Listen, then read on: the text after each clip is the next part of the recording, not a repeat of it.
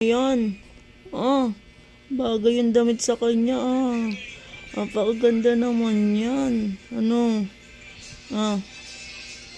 Tutulog na ikaw, be? Antok na ikaw?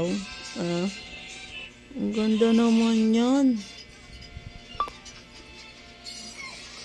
Ganda-ganda naman ang bebe ni mama na yan. Antok na ikaw? Antok na ikaw? Tulog na. Tulog na ikaw. Ganda naman. May aura ka ba? Saan ka aura, be? Saan ikaw aura? Saan ikaw aura? Gusto lagi niya may kausap, no? Marites ka ba? Marites ikaw, be? Ganda-ganda yan, oh.